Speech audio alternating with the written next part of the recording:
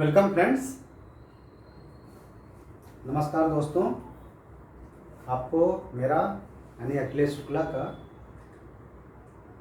सादर नमस्कार। और आज हम अंडमान और निकोबार के बारे में जानेंगे और विशेषकर आज हम वहाँ पर रहने वाले प्रसिद्ध जीव जंतुओं के बारे में चर्चा करेंगे, जो कि परीक्षा की दृष्टि से महत्वपूर्ण हैं, इम्पॉर्टेंट हैं। और वहाँ पर रहने वाली ट्राइब्स यानी एबोरिजिनल पीपुल्स जो हैं, वहीं पर रहने वाले जो आदिवासी हैं, जो कि अंडमान और निकोबार में ही रहते हैं, ठीक है, तो उनके बारे में हम चर्चा करेंगे। तो सबसे पहले अंडमान और निकोबार का एक फिर से एक मैप बना लेते हैं, ताकि आपको थोड़ी आसानी हो जाए। ये इंडिया है, सिर्फ ऐसे ही साउदर्न पार्ट बनाएंगे। अंडमान निकोबार द्वीप समूह यहाँ ऐसे है, थोड़ा दूर ही है, करीब 1000 किलोमीटर की दूरी पर इस ईस्ट कोस्ट से है ना, ईस्ट कोस्ट से ऐसे ऐसे बहुत से द्वीप हैं। तो अंडमान और निकोबार जो द्वीप समूह है, इसका एक इतिहास भी है।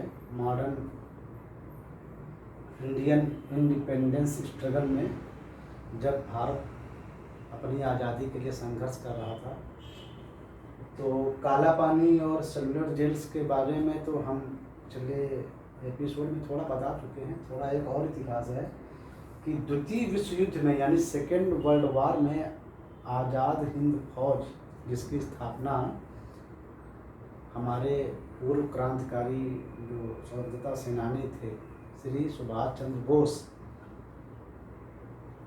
आज़ाद हिंद सेना ने अंग्रेजों को शिकस्त देते हुए इसके कुछ हिस्से पर कब्जा जमाया था और बाकी हिस्से पर जापानी आर्मी ने कब्जा जमाया था। तो ये एक तरह से हमारे संघर्ष की दास्तान भी है अंडमान और निकोबार।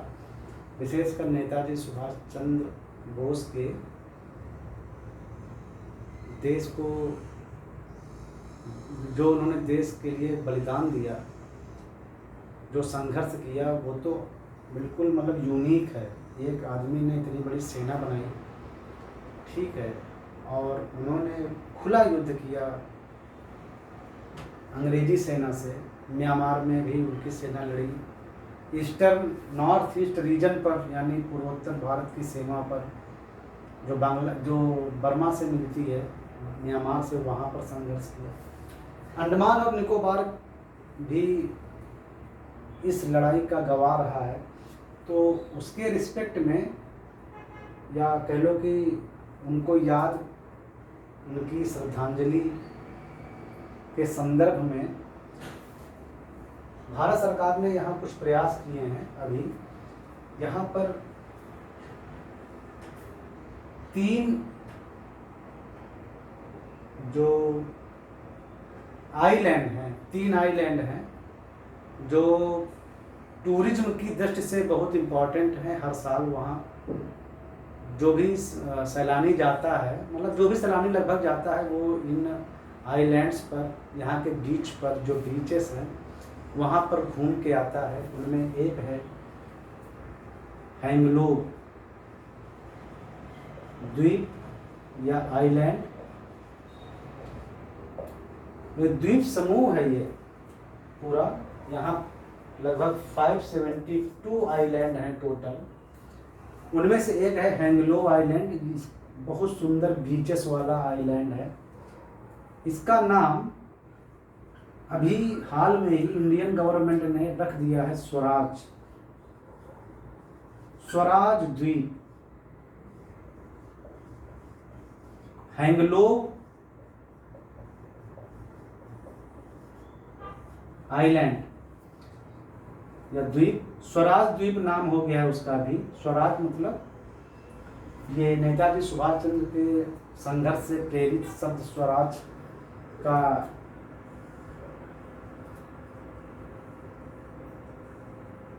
नाम है, उसी के आधार पर इसका नाम रखा गया है, हैंगलो द्वीप का नाम स्वराज। नंबर 2, यहाँ पर एक और द्वीप है बहुत फेमस है, नील आइलैंड, जो कि बेहद खूबसूरत है, बिल्कुल नीले समुद्र वाला, ठीक है,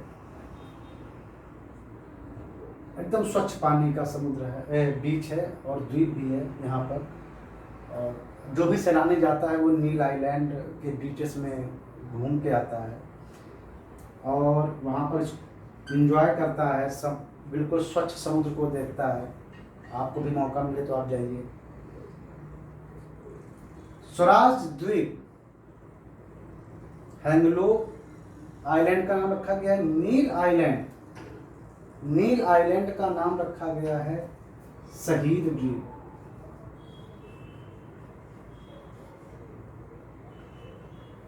ठीक है। और नंबर 3, तीसरा आइलैंड है रोज आइलैंड। ये भी बहुत प्रसिद्ध आइलैंड है टूरिज्म की दृष्टि से, और इसका नाम अभी हाल में ही रखा गया है नेताजी सुभाष चंद्र बोस आइलैंड।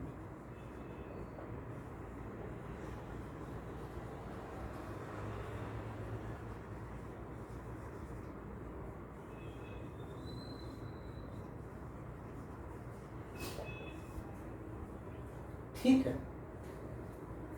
ये तो रहा सेकेंड वर्ल्ड वार और हमारी आज़ाद हिंद फौज। उस टाइम जो हमारी आज़ाद हिंद फौज ने, जो कि नेताजी सुभाष चंद्र बोस के नेतृत्व में बनी थी, उसका अंग्रेज़ों से जो संघर्ष हुआ, जिसमें कि अंग्रेज़ों को बहुत ज़्यादा हानि उठानी पड़ी थी, उसके सम्मान में इन द्वीपों का नाम बदला गया है भारत सरकार की तरफ से। तो ये बात आप याद रख सकते हैं। यहाँ पे देखिए, ये जो अंडमान निकोबार जो द्वीप समूह है, ये स्ट्रेटेजिक है, बहुत सामरिक दृष्टि से बहुत इंपॉर्टेंट पोजीशन पर, और व्यापारिक गतिविधियों पर भी नज़र रखने के लिए ये बहुत इंपॉर्टेंट है। असल में जो विश्व का जो 80% जो व्यापार है, वो 2 स्ट्रेट यानी जलमार्ग जो है ना, उनसे होकर गुजरता है। उसमें भारत एकदम क्रूशियल पोजीशन पर है, यानी कि एकदम इम्पॉर्टेंट पोजीशन पर है। भारत के इस वेस्ट साइड में, ये जो भारत का जो वेस्ट साइड है, यानी जो पश्चिम साइड है, इस ओर आते हैं तो आपको पर्शियन गल्फ मिलती है, यानी फारस की खाड़ी मिलती है।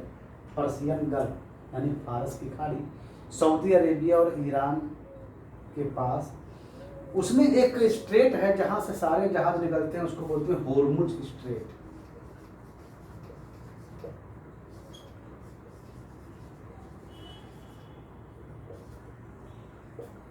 Hormuz strait, Hormuz strait.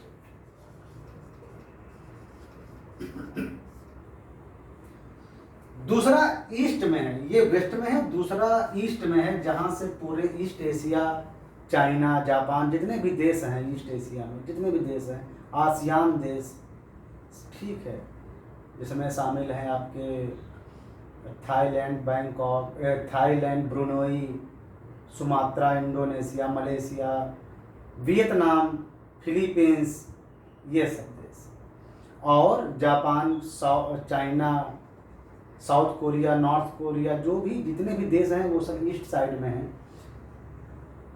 तो वहाँ का जो व्यापार है, सॉरी यहाँ पर अभी डब्ल्यू लिख दिया, ईस्ट साइड है, तो वहाँ का व्यापार है ना, तो उसके लिए भी यहाँ पर जो जहाज जाते हैं पानी के, वो सुमात्रा और अंडमान के नीचे एक थोड़ा सा रास्ता है।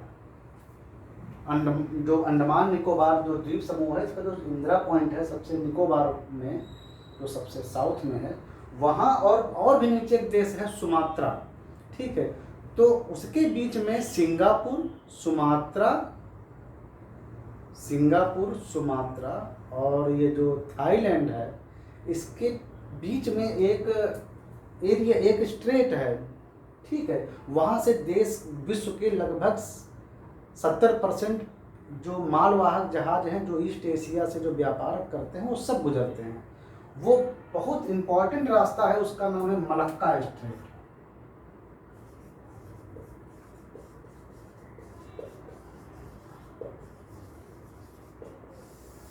मलक्का स्ट्रेट, ठीक है, मलक्का, हिंदी में नाम मलक्का स्ट्रेट। तो इन दोनों स्ट्रेट से या इन दोनों जो समुद्री जो सकरे जो रास्ते हैं, इनसे विश्व का 80 से 90% माल आता जाता रहता है, व्यापार, ईस्ट हो या वेस्ट, उन्हीं दोनों रास्तों से आना है।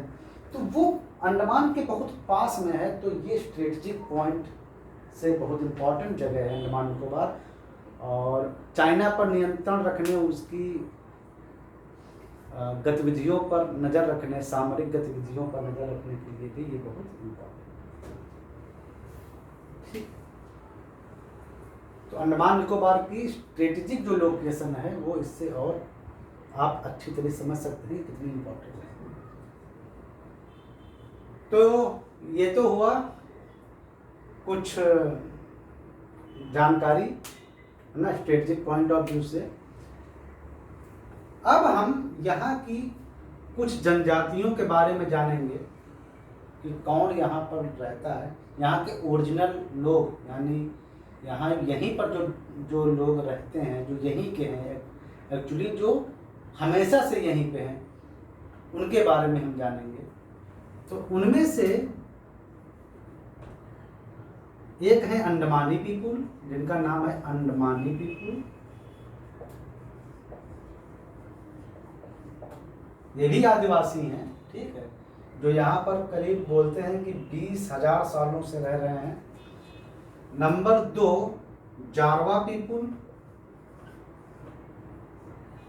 ये भी यहाँ के आदिवासी हैं, ठीक है, जारवा पीपुल। इसका नाम शायद आप लोगों ने सुना भी हो, क्योंकि करीब 1 दशक पहले कुछ टूरिज्म ने इनके साथ थोड़ा बुरा व्यवहार किया था, तो ये चर्चा में आया था। नंबर 3 सेंटिनीज पीपुल, सेंटिनीज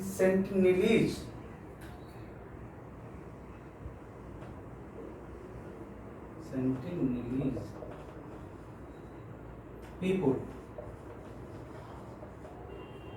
सेंटिनीज पीपुल, इसका मैं लिख देता हूं।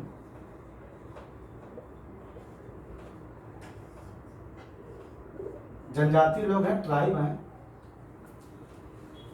और यहाँ के एबोरिजिनल पीपुल हैं, मतलब हमेशा से हैं, और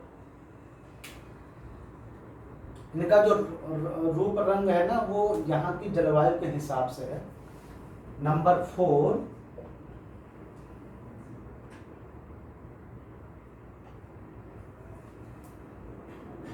ऑन पीपुल,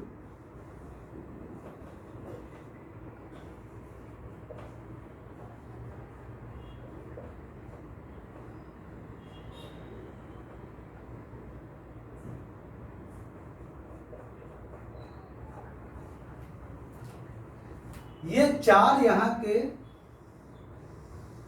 काफी प्रसिद्ध जनजातियां हैं। ये 4 जो जनजातियां हैं यहाँ की प्रसिद्ध जनजातियां हैं, जिनका की एक रिकॉर्ड है।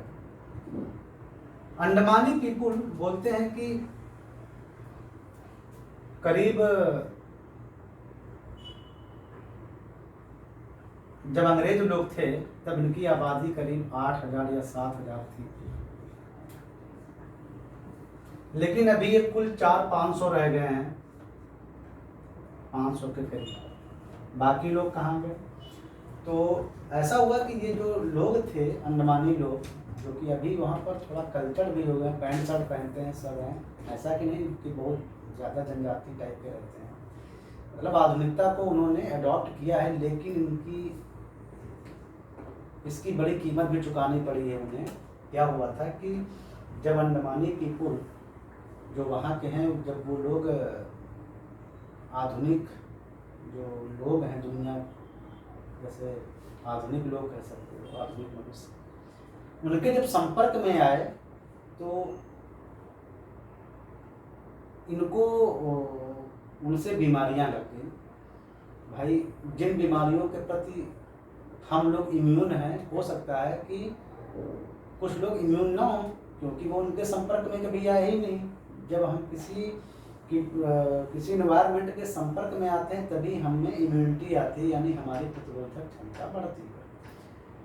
तो ये बाहरी लोगों के संपर्क में जब आए तो उनकी बीमारियां इनको लग गई और ये बहुत संख्या में मारे गए।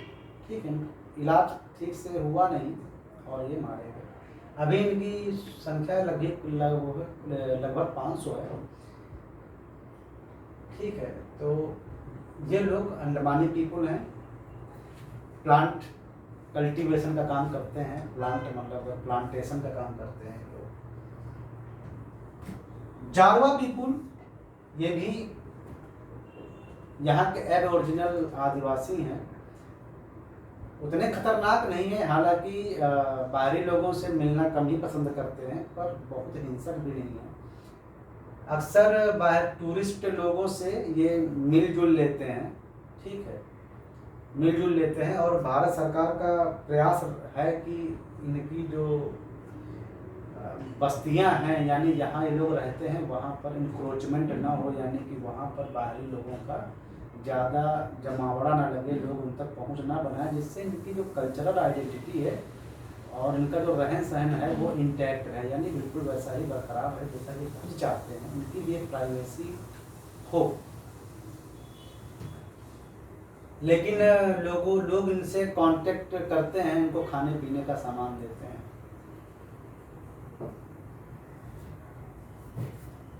ऐसा करना कभी कभी खतरनाक हो जाता है, क्योंकि जो बाहर के जो फूड हैं, जो हम लोग खाते हैं, फास्ट फूड या पैकेज फूड जो भी हैं, शायद ये इनको नुकसान कर जाए, क्योंकि ये लोग उनके आदी नहीं हैं। आप किसी भी व्यक्ति को एक नई चीज़ खिलाएंगे तो वो पहले तुरंत हजम हो जाए ऐसा जरूरी नहीं है। तो इनके शरीर, इनके अस्तित्व पर भी एक प्रश्न खड़ा हो जाता है, क्योंकि इन लोगों की संख्याएं बहुत कम हैं। जारवा पीपुल की संख्याएं भी कुछ सौ में है, कुछ सौ में। तो इतनी कम जनसंख्या है, अगर इनमें से एक भी व्यक्ति की मृत्यु होती है या अकारण वो मरता है तो इनकी टोटल पॉपुलेशन पर असर आता है, क्योंकि इनका ब्रीडिंग रेशियो बहुत कम है। और इन आदिवासी जो लोग हैं, इनके जब बच्चे होते हैं ना, उनकी मॉर्टेलिटी रेट यानी मृत्यु दर भी हाई होती है, क्योंकि ज़्यादातर ये लोग शाई होते हैं, शर्मीले होते हैं, लोग बाहरी लोगों के कांटेक्ट में नहीं आना चाहते, इनको डर लगता है। तो यानी कि मेडिकल ट्रीटमेंट की जो पहुंच है इन लोगों तक वो भी अच्छे से संभव नहीं हो पाती है। तो बच्चों की मॉर्टेलिटी रेट हाई है, तो जिससे क्या है कि ओवरऑल ब्रीडिंग अगर कम होगी तो जनसंख्या में भी कमी आ जाएगी। जब लोग ही बहुत कम हैं तो एक एक व्यक्ति की जान बहुत कीमती है इनके समुदायों को जीवित रखने के लिए। सेंटिलीन पीपुल, सेंटिलीन जो जनजाति है वो सेंटिलीन द्वीप पर रहती है। नॉर्थ सेंटिलीन द्वीप एक द्वीप है यहाँ पर, जो कि भारत सरकार द्वारा टोटली प्रोटेक्टेड किया गया है कि कोई भी इनके द्वीप में मत जाए। न्यू सेंटिलीन द्वीप जो है वहाँ पर मत जाए। ये जो सेंटिलीज पीपल होते हैं ना, ये इनको नो कॉन्टैक्ट ट्राइब भी कहते हैं। नो कॉन्ट्रैक्ट मैन मतलब नो कॉन्टैक्ट मैन मतलब किसी से ये संपर्क नहीं रखना चाहते हैं। इवन अगर आप इनके आसपास दिख गए तो ये आपको मार देंगे। तो ये थोड़ा हिंसक भी हैं, मतलब बिल्कुल बर्दाश्त नहीं करते हैं कि कोई इनके आसपास आए, ये मार देते हैं। तो सबसे ज़्यादा कॉन्टैक्ट से बचने वाली ये जाति है सेंटिलीज। तो इनको नो कॉन्टैक्ट पीपल भी बोलते हैं, और इनके बारे में ज़्यादा लोगों को आइडिया भी नहीं है कि ये लोग किस तरह जीवन व्यतीत करते हैं, या आधुनिक धातुएं या मेटल भी इस्तेमाल करते हैं कि प्री हिस्टोरिक टाइम से चले आ रहे केवल स्टोन कल्चर को फॉलो करते हैं। ज़्यादा कुछ आइडिया नहीं है इनके बारे में, क्योंकि इनसे कांटेक्ट लगभग ना के बराबर है। इन चीज़ों का इनको फ़ायदा भी होता है, ये बाहरी बीमारियों से बचे भी रहते हैं जो कि इनके पूरे समूह को ख़त्म कर सकती है। औंज पीपुल, औंज लोग भी हैं यहाँ पर, जिनको औंज जनजाति कहते हैं। इनकी भी जनसंख्या कुछ 100 में रह गई है। ये बहुत न्यूज में आए थे जब एक बार क्या हुआ था कि एक मेथेनॉल यानी स्प्रिट से भरा हुआ एक बॉक्स समुद्र में तैरता हुआ, हो सकता है किसी शिप से गिरा हो या किसी इंडस्ट्री से बहता हुआ, बहुत दिनों बाद समुद्र में बहता हुआ इन लोगों के करीब आ गया हो। और इन लोगों ने क्या किया था कि इसको, क्योंकि ये औंज पीपुल जो है ना वो प्लांट कल्टीवेशन करते हैं, यानी लोगों के कांटेक्ट में हैं, ठीक है। अंडमानी पीपुल और औंज पीपुल प्लांट कल्टीवेशन भी करते हैं, यानी ये लोगों के कांटेक्ट में रहे हैं। तो जाहिर सी बात है, हो सकता है शराब भी पिया हो उन्होंने, उनको अच्छा भी लगा हो, लेकिन जब स्पिरिट आई तो उनको इतना नॉलेज नहीं था कि ये मेथेनॉल है, तो ये पी गए। उनमें से 8 लोग मर गए। तो 8 औंज पीपुल का मरना कोई साधारण बात नहीं है। इनकी संख्या पूरा 80-100 है वहाँ पर। अगर इनमें से एक भी आदमी मरता है तो पूरे जनजाति को खत्म होने का खतरा रहता है। तो इनमें से कुछ लोगों को मेडिकल ट्रीटमेंट भी दिया गया और ठीक भी हुए। तो ये इस तरह की घटनाएं ना मतलब बहुत ही दुखद हैं और इनके समूह को समूल नष्ट करने के लिए काफ़ी हैं। तो जब आपके पास इतने कम लोग हों, उनमें से आपको हर एक व्यक्ति का ख्याल रखना है, उसको जीवित रखना है। तो भारत सरकार का पूरा फोकस है कि इन जनजातियों को सुरक्षित रखा जाए। एक और जनजाति थी जिसका नाम था जंगली जनजाति, यहीं पर थी, उसका नाम ही जंगली था। जंगली पीपुल, एबनॉर्मल पीपुल ये भी थे। ये गायब हो गए। ये मतलब गायब मतलब इनका कोई भी सदस्य इस जनजाति का दुनिया में नहीं है। अंडमान निकोबार में ही रहते थे और ये ख़त्म हो चुके हैं। तो आप मतलब अंदाज़ा लगाइए कि इस जंगली ट्राइब के साथ ऐसा हुआ था। कुछ लोही लोग थे और अगर कुछ लोगों की ब्रीडिंग रुक गई या कुछ लोग युवा लोग मर गए जिनके पास ब्रीडिंग कैपेसिटी है, तो जाहिर सी बात है पूरी जनजाति खत्म हो जाती है। तो मेडिकली इनको कोई प्रॉब्लम ना हो, इसके लिए इनका कांटेक्ट बहुत ज़्यादा बाहर से होना भी कहीं तक सही नहीं रहता है। हालांकि बैलेंस वे में काम करना चाहिए कि इनको नुकसान भी ना हो और इनको थोड़ी बहुत मूलभूत सुविधाएं भी मिले। ठीक है, जंगली ट्राइब एक्सटिंक्ट है, मतलब ख़त्म हो चुकी है। ठीक है, इन लोगों के पास एक नेचुरल पावर है, नेचर को समझने की नेचुरल पावर, क्योंकि भाई ये लोग इस आइलैंड पर उस समय से रह रहे हैं, मतलब जब से मतलब हमको इतिहास का ज्ञान भी नहीं है, उसके पहले से लगभग 20,000 साल पहले से रह रहे हैं। या कह सकते हो हिमयुग यानी 12,000 BC, ईसा से 12,000 साल पहले जब आइस एज आई थी, लेटेस्ट आइस एज यानी जो सबसे नज़दीकी जो हिमयुग आया था 12,000 BC में, यानी 12,000 BC में, उस समय से लोग यहाँ पर रह रहे हैं, जिसका इतिहास हम लोगों के पास ज़्यादा नहीं है कि कौन कौन सा कल्चर था। हड़प्पा कल्चर वगैरह के बारे में हम जानते हैं, जो बहुत नई है। अगर इस एज को देखें, यानी केवल 2,500 साल पहले से हड़प्पा संस्कृति जो है ना, हड़प्पन सिविलाइजेशन ऑफ इंडिया या इंडस सिविलाइजेशन जिसको बोलते हैं, सिंधु सभ्यता, तो ये 2,500 BC से है, मतलब कि 2,500 साल पहले, ईसा के जन्म से 2,500 साल पहले से। ये बहुत ओल्ड है और लगभग ऐसा माना जाता है कि ये जनजातियाँ इतने सालों से इस अंडमान निकोबार द्वीप समूह पर जीवित हैं। इसका मतलब इनको सामुद्रिक यानी कि मैरीटाइम नॉलेज, समुद्र का ज्ञान बहुत ज़्यादा है। तो इसका सबूत ऐसे है कि जब 2004 में जब सुनामी यहाँ पर आई थी, 2004 की सुनामी कोई भूल नहीं सकता है। इतिहास की सबसे बड़ी सुनामी मानी जाती है।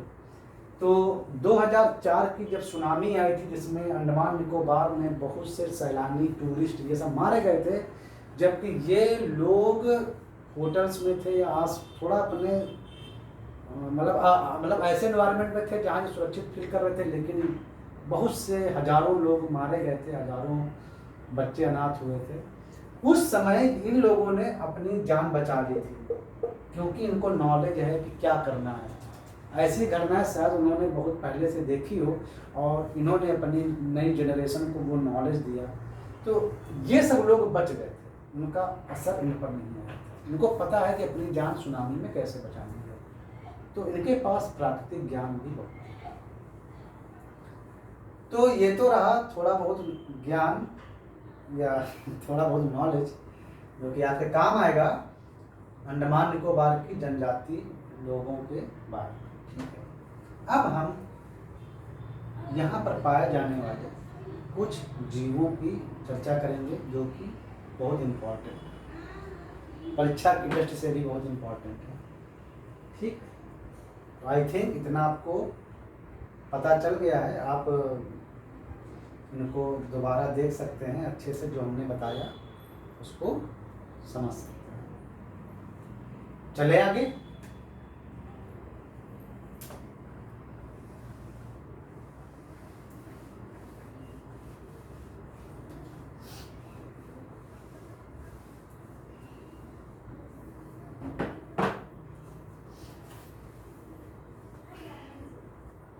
अब हम यहाँ पर रहने वाले वाइल्ड लाइफ, यहाँ पर पाई जाने वाली वाइल्ड लाइफ जो है, मतलब जीव जंतु जो भी पाए जाते हैं, जिनमें से कुछ स्पेशल हैं, एग्जाम की दृष्टि से भी उनके बारे में चर्चा करेंगे। तो सबसे पहले हम अंडमान निकोबार के, ठीक है, स्टेट एनिमल यानी राज्य पशु की बात करेंगे। तो यहाँ का जो स्टेट एनिमल है, हर राज्य का एक स्टेट एनिमल होता है ना, तो यहाँ का जो स्टेट एनिमल है, जैसे उत्तर प्रदेश का स्टेट एनिमल है बारहसिंगा, ठीक है, स्वाम्प डियर, जिसके ऊपर कई सींग होती हैं जो कई सींगों में बदली हुई होती हैं।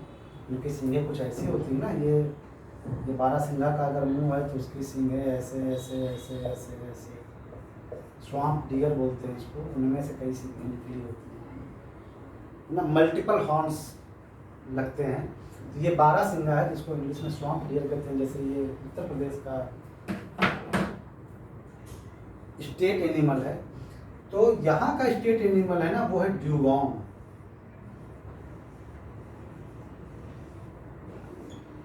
इसको सी काऊ भी बोलते हैं, यानी समुद्री गाय।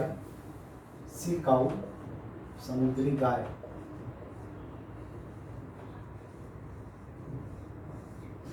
ऐसा नहीं कि ये जो ये सी काऊ यानी जो ड्यूगोंग यानी जो समुद्री गाय है, ये केवल अंडमान निकोबार में पाया जाता है। ये लगभग पूरे हिंद महासागर में पाया जाता है और पैसिफिक ओशन में भी पाया जाता है। ये गल्फ ऑफ मन्नार यानी भारत की जो मन्नार की खाड़ी है, यहाँ पर ये यहाँ पर जो मन्नार की खाड़ी है, यानी मन्नार की खाड़ी एक स्वालो समुद्र है, मतलब सैलो समुद्र, मतलब कि एक उथला समुद्र, बहुत गहरा समुद्र नहीं है, उथला समुद्र है, जहाँ पर सन रेज जो होती है ना, सूर्य की किरणें, वो 200 मीटर तक पानी में जा सकती हैं। याद रखिए, ये 200 मीटर तक पानी में जा सकती हैं और समुद्र के नीचे 200 मीटर तक काफ़ी उजाला होता है। तो अगर सनलाइट है तो फोटोसिंथेसिस यानी प्रकाश संश्लेषण क्रियाएं संभव हैं, और समुद्र के जो पाए जाने वाले जो लवण होते हैं यानी जो मिनरल्स होते हैं वो सब, और ऑक्सीजन भी काफ़ी रहती है अपर लेवल पर पानी में। तो ऑक्सीजन, मिनरल, सनलाइट ये सब मिला के वहाँ पर वेजिटेबल क्रिएट कर देते हैं, वेजिटेशंस, वहाँ बहुत सी वनस्पति तैयार हो जाती है। और ऐसी जगह पर कोरल रीफ भी बहुत मिलती है, उसके बारे में चर्चा हम बाद में करेंगे। तो समुद्री गाय जो है वो 200 मीटर की गहराई तक जो धूप पहुंचती है, उसके कारण जो घास के मैदान बनते हैं, समुद्री घास के मैदान, सी ग्रासलैंड मेडो जिनको बोलते हैं, समुद्री घास के मैदान, वहाँ ये पाई जाती है। तो गल्फ ऑफ मन्नार में अपने भारत में सबसे ज़्यादा पाई जाती है, अंडमान निकोबार में भी पाई जाती है, और विश्व में सबसे ज़्यादा ये पर्शियन गल्फ यानी फारस की खाड़ी में पाई जाती है। ठीक है, तो समुद्री गाय जो है ना वो घास खाती है, वो एक्वाटिक एनिमल है, ये घास खाता है, मछली नहीं है, मैमल है। मैमल मतलब स्तनधारी, ये एक स्तनधारी पशु है। समुद्री गाय जो गाँव आप गूगल पर डाल के देख सकते हो तो आपको इसका फोटो मिल जाएगा। और ये शाकाहारी है, समुद्री घास खाता है और मन्नार की खाड़ी में बहुत ज़्यादा पाया जाता है। ठीक है, और ये स्तनधारी है। तो ये जो ड्यूगोंग है ये यहाँ का स्टेट एनिमल है, इसका ये अंडमान निकोबार का। ये जू बहुत फेमस है और इसकी भारत में मौजूदा सबसे ज़्यादा संख्या ये मन्नार की खाड़ी में है, यानी गल्फ ऑफ मन्नार। ठीक है, यहाँ का जो स्टेट बर्ड है, यहाँ की जो स्टेट बर्ड है कहाँ की, अंडमान निकोबार की, उसका नाम है निकोबार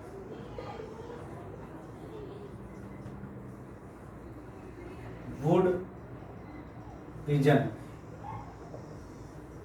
एक कबूतर है, इसका नाम है निकोबार वुड पिजन, ये यहाँ का स्टेट बर्ड है। ठीक,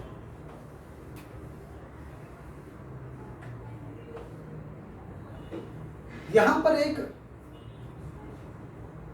विशेष टाइप का एक क्रैब यानी एक केकड़ा पाया जाता है जिसको बोलते हैं कोकोनट क्रैब। कोकोनट क्रैब, और इसको बोलते हैं रॉबर क्रैब। केकड़ा है ये, कोकोनट क्रैब और रॉबर क्रैब। ठीक है, कोकोनट केकड़ा या रॉबर केकड़ा। ये केकड़ा बहुत बड़े साइज का होता है और ये कोकोनट को में प्रोटेक्शन के लिए छिपा रहता है। मतलब एक कोकोनट को अपने हेड पर लेकर चलता है, उसको लगता है अगर कोई हमला करेगा तो कोकोनट उसके सर पे है। उसका नेचर के द्वारा उसको दिया गया एक दिमाग है जो अपनी सुरक्षा के लिए इस्तेमाल करता है। भ्रम में करे या जो भी करे पर उसको सुरक्षा मिलती तो है। तो उसको वहाँ की बहुत गहरी, बहुत कड़ी धूप से भी सुरक्षा मिलती है। भाई अंडमान में पैदा हुआ है तो नेचर ने उसको कुछ दिमाग दिया है प्रोटेक्शन अपना करने के लिए। तो कोकोनट क्रैब और रॉबर क्रैब यहाँ का मशहूर केकड़ा है। ठीक है, एक कछुआ यहाँ पाया जाता है जो बहुत फेमस है, उसको बोलते हैं लेदर बैक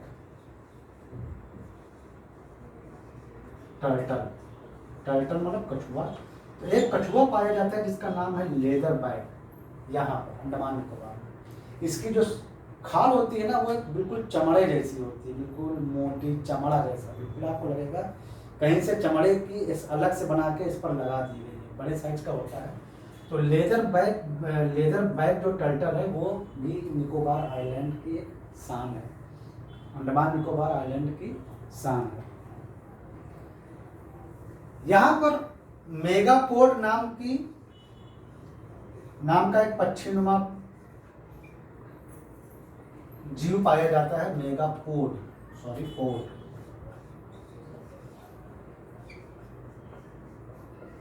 जिसको बोलते हैं निकोबार मेगापोड, फुल नेम है निकोबार मेगापोड। निकोबार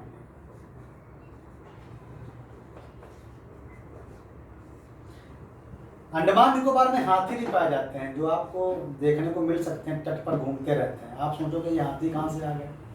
तो क्या हुआ कि जब अंग्रेज लोग यहाँ पर थे अंडमान निकोबार में, तो उन्होंने यहाँ पर प्लांटेशन यानी कि मतलब जैसे रबड़ के पेड़, नारियल के पेड़, जो भी उनको इकोनॉमिकली लगे कि चाय जो भी लगा कि इस इन्वायरमेंट में पैदा हो सकता है और जिसकी कि उद्योग की दृष्टि से जिसका इम्पोर्टेंस है, तो अंग्रेजों ने वो चीज़ें वहाँ पर लगवाई थी। टिम्बरिंग मतलब लकड़ी, ढेर सारी मतलब स्पेशल ट्री लगाओ कि उनको काटो, तो टिम्बरिंग, आप वो टिम्बरिंग करेंगे यानी वुड प्लांटेशन करेंगे, तो उनको ढोएगा कौन? तब तो ट्रक और ये जेसीबी मशीन ही तो सकती नहीं। तो वो हाथियों को जहाज़ों पर लाद के अंग्रेज लोग ले गए थे इस काम को कराने के लिए। तो अंग्रेज तो चले गए, हाथी रह गए वहाँ पर, अभी भी हाथियों की वहाँ पर पॉपुलेशन है, ठीक है। और वहाँ पर इम्पॉर्टेंट एक जीव पाया जाता है जिसको बोलते हैं क्रैब ईटिंग लंगूर, क्रैब ईटिंग मकाक, ठीक है। वो या कह सकते हो केकड़ा खाने वाला लंगूर या लॉन्ग टेल मकैक, के कई नाम है। क्रैब ईटिंग, क्रैब मतलब केकड़ा, ईटिंग मकैक,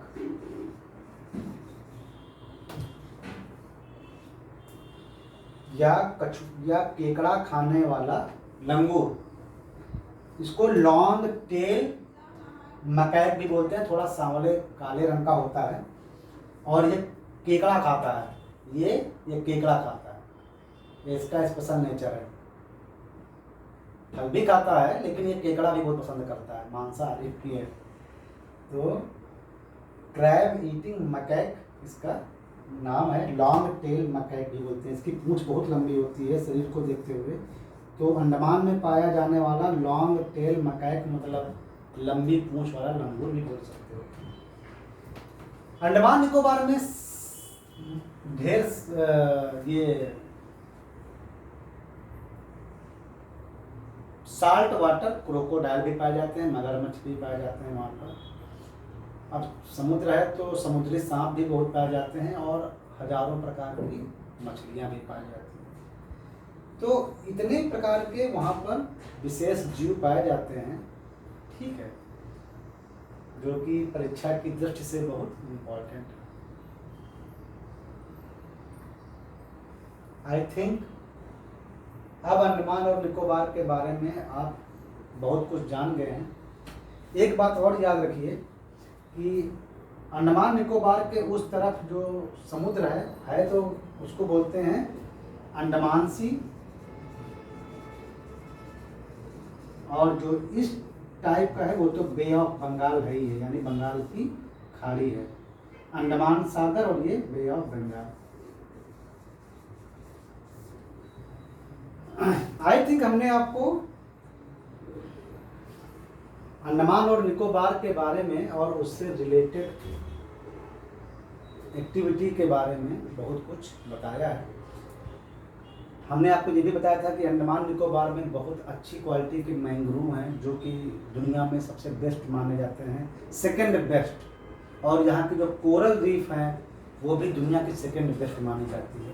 तो क्योंकि वो मानव द्वारा ज़्यादा छुई नहीं गई है, एंथ्रोपोजेनिक एक्टिविटी वहाँ पर सबसे कम हुई है, मतलब लोगों का ज़्यादा आप इन चीज़ों में ज़्यादा छेड़छाड़ नहीं करना है लोगों को। इवन अगर आप वहाँ पर जाएं तो समुद्र के किनारे जो ये सीपें पड़ी रहती हैं ना, मतलब स्नेल्स, शंख और ये सब जो भी पड़ा रहता है समुद्री चीज़ें, आप उनको लेकर एयरपोर्ट से निकल नहीं सकते हैं, उनको वहीं छोड़ देना। तो सबसे कम लोगों का वहाँ पर टच है, ज़्यादा टच करने भी नहीं देते लोगों को। जो भी टूरिस्ट जाते हैं उनको एक कंस्ट्रेंट जोन में ही रहना पड़ता है, अपने मन से ज़्यादा कुछ करने की आज़ादी नहीं है। अथॉरिटीज़ ध्यान रखती हैं कि यहाँ की नेचुरल जो यहाँ का जो नेचुरल जो ट्रेजर है, यानी जो यहाँ का जो प्राकृतिक जो संपदा है, यहाँ का जो बायोडाइवर्सिटी है, उसको नुकसान ना पहुँचे। तो इन चीज़ों का ख्याल रखा गया है, इसीलिए यहाँ के जो कोरल रीफ और यहाँ के जो मैंग्रोव फॉरेस्ट्स हैं वो दुनिया में अपना विशेष स्थान रखते हैं, टॉप क्लास में रखते हैं। तो ये मैंग्रोव फॉरेस्ट्स जो हैं और ये जो कोरल रीफ्स हैं, ये क्यों इम्पॉर्टेंट हैं, कितना इम्पॉर्टेंट हैं, इसका बायोडाइवर्सिटी पर यानी और इकोलॉजी पर, यानी हमारे पर्यावरण के सिस्टम पर क्या असर पड़ता है, ये किस तरह हमारे लाभ हमारे लिए जीवनदायी हैं, ये सब हम एक अलग पूरे अलग टॉपिक के तौर पर जानेंगे इसके बारे में। तो मिलते हैं नेक्स्ट एपिसोड में। आई थिंक अंडमान निकोबार के बारे में आप लोग बहुत कुछ जान गए हैं। परीक्षा की डेट से इतना बहुत ज़्यादा है। अब मिलते हैं नेक्स्ट एपिसोड में और कुछ सीखेंगे, ठीक है। और चलते चलते आप सबको हमारा नमस्कार।